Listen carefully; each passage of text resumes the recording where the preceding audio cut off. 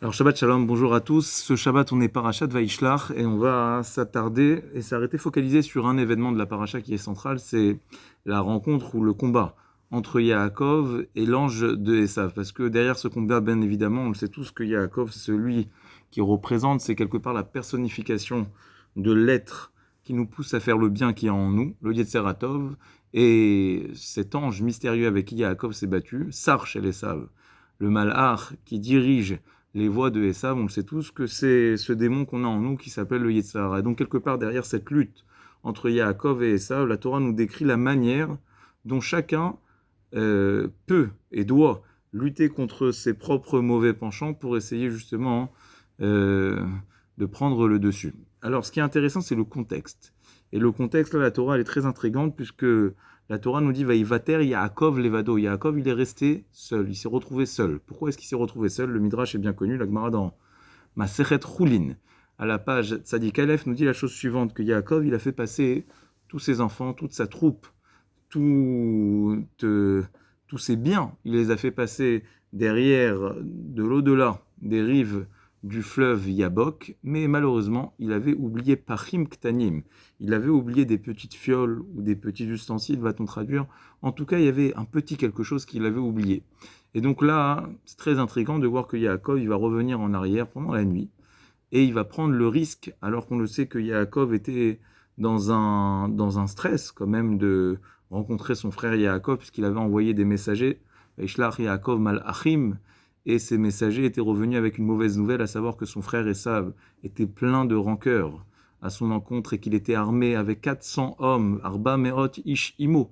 Et voilà que là, Yaakov va s'aventurer dans une étrange aventure, puisqu'il va se retrouver tout seul pour aller chercher des petites fioles dont on ne comprend pas vraiment le sens, et il va mettre en péril finalement toute sa famille, et lui-même se mettre en danger, et effectivement c'est ce qui va se passer, puisqu'il va se retrouver avec une confrontation avec ce malhar, ce sar, shel et Esav. Alors qu'est-ce que la Torah, quel est le sens ici de Divrei Chazal? Qu'est-ce que Chazal veut nous enseigner? Alors la Torah continue et nous dit vaillez avec Ishimo, c'est-à-dire que le terme qui est utilisé ici pour qualifier la bataille entre Yaakov et Sarouch el Esav, c'est le mot Ma'avak. Ma'avak nous dit Rashi que la racine, l'étymologie de ce mot, c'est Avak. Avak, ça veut dire quoi? Ça veut dire la poussière. Et Rashi nous dit pourquoi est-ce qu'on appelle une dispute la poussière? Parce que lorsqu'on se bat, on sent poussière. C'est-à-dire qu'il y avait plein de poussière qui entourait, qui accompagnait ce Ma'avak comme un énorme nuage de fumée, de poussière. Pourquoi? Parce que deux hommes qui se battent, ça fait du bruit, et ça fait de la poussière, ça remue la terre qu'il y a en dessous d'eux. Et donc, Rachid nous dit en citant la Gemara qu'il y avait Avak, il y avait de la poussière, Ad qui s'est Kavod qui montait jusqu'au trône céleste. Donc on s'imagine un petit peu l'image d'une colonne de poussière qui enveloppait Yaakov et le malheur de Esav, mais on ne comprend pas vraiment la pertinence de ces détails. Quel rapport entre cette dispute, ce combat qu'il y a entre Yaakov et Esav et ce Havak qui accompagnait le combat, à tel point que le combat est qualifié Ma'avak, Al-Shem, la poussière. Alors j'aimerais avec vous peut-être voir une explication profonde du Mégalé Amukot, comme son nom l'indique, qui nous révèle des secrets de la Torah, et essayer d'en comprendre ici la pertinence et la profondeur. Le Mégalé Amukot nous dit qu'il y a dans la Torah une catégorie de mitzvot et des catégories de Averot qui s'appellent Avak, qui s'appellent la poussière. On connaît tous Avak Lachonara. Qu'est-ce que c'est le Avak Lachonara? C'est les résidus, la poussière du Lachonara. C'est-à-dire, c'est des choses qu'on aurait tendance à dire, ce n'est pas du Lachonara, mais c'est du Lachonara. Je vous donne un exemple, et vous allez voir que malheureusement, on se reconnaît tous dans ces petits exemples. Quelqu'un dirait, hier soir j'étais avec lui, et tu sais pas ce qui s'est passé, tu sais pas ce qu'il a fait. Je peux pas te le dire parce que c'est du Lachonara. Alors en réalité, je fais pas du Lachonara parce que je dis pas qu'est-ce qu'il a fait. Mais en disant je peux pas te le dire, c'est du Lachonara, je suis en train de sous-entendre qu'il y a quelque chose. Donc, de manière allusive, je suis en train de faire du Lachonara. C'est ce qu'on appelle, c'est ce que Chazal qualifie, Avak Lachonara. On a aussi par exemple Avak Ribit. C'est quoi Avak Ribit? C'est de la poussière de Ribit. On n'a pas le droit de prêter avec intérêt. Mais qu'en est-il quand c'est pas vraiment un intérêt?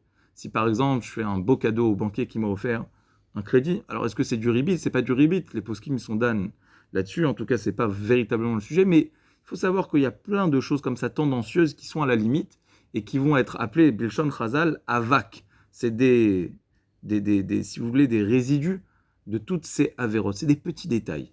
des petits détails qui peuvent nous paraître parfois insignifiants. On peut se dire c'est un peu trop. Vous savez, c'est comme dans les mitzvot aussi. Il y a les mitzvot et il y a dikduke mitzvot. C'est-à-dire que lorsqu'on vous dit par exemple la halakha, on vous dit lui il permet, lui il interdit.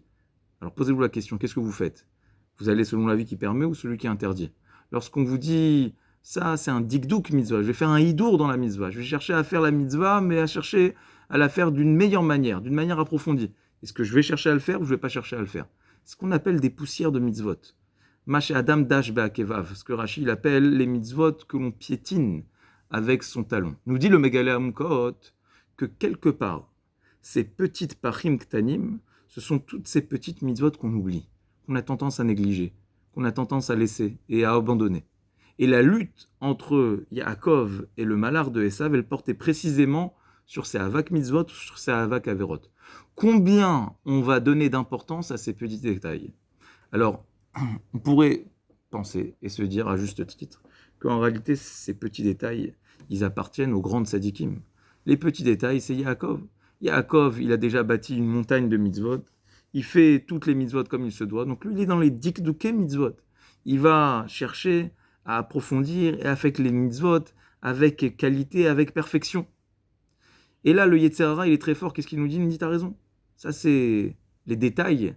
Laisse-les pour les grands, laisse-les pour les tzadikim, laisse-les pour ceux qui habitent à Bnei Brak, laisse-les pour les grands barbus, ceux qui ont une longue barbe et qui font les mitzvot comme il se doit. Pour toi, hein, contente-toi de faire le strict minimum. Tu peux te contenter de faire les mitzvot à peu près. Mais les détails, c'est pour les très grands. Eh bien là, je pense que la réponse de la Torah, c'est précisément l'inverse. C'est de nous dire que on devient un géant par les détails. En réalité, c'est par les détails qu'on se construit. Il faut commencer par la fin pour pouvoir grandir. Il faut être champion du monde dans un domaine, faire les choses avec précision, parce qu'on s'attache aux choses lorsqu'on les fait dans les détails. Lorsqu'on fait à peu près, on ne s'attache pas aux choses. Mais lorsqu'on les fait avec précision, alors on crée une relation avec les choses. On crée une intimité. On a un goût à faire les choses parce qu'on a sué et on a peiné à les appliquer dans les moindres détails. Alors, il n'est pas question ici de devenir du jour au lendemain un grand sadique, je rigole, mais en tout cas, de faire tout du jour au lendemain, c'est impossible. Mais ce qu'on te dit, la technique ici de Yaakov, c'est de te dire, attache-toi à un détail. Attache-toi à un détail. Aucun détail ne doit être perdu. Et si tu n'arrives pas à le faire dans tout, alors prends un sujet peut-être, et applique-toi à le faire dans les moindres détails, et tu verras que tu vas t'attacher, ça deviendra ta force. Et grâce à ça, tu vas grandir. Et donc en réalité, c'est ce que nous dit Razal. Ma'avak, il y avait une grande dispute entre Sarouch et Esav et Yaakov d'un autre côté. Mais le sujet, c'était quoi le sujet de la dispute, de la discorde? C'était le Havak, c'était la poussière. Comment regarder la poussière? Comment regarder la poussière des mitzvot et la poussière des averot? Le Yetzer Hara dira, c'est des détails insignifiants, laisse-les de côté. Alors que le Yetzer Hara te dira, Yaakov, il te dit non, tu vas te construire grâce aux détails. Et c'est par ces détails que tu vas pouvoir monter jusqu'au Kisei Hakavod. Voilà pourquoi le Havak, il est monté jusqu'au Kisei Hakavod, parce que Yaakov Avinu, c'est comme ça qu'il a pris le dessus sur son propre mauvais penchant en allant chercher toujours dans les détails un peu plus loin. Les petits détails, c'est l'arme des géants. Be'ezrat Hashem, qu'on devienne tous des Gdolim grâce à ces petits détails. Shabbat Shalom, on va voir.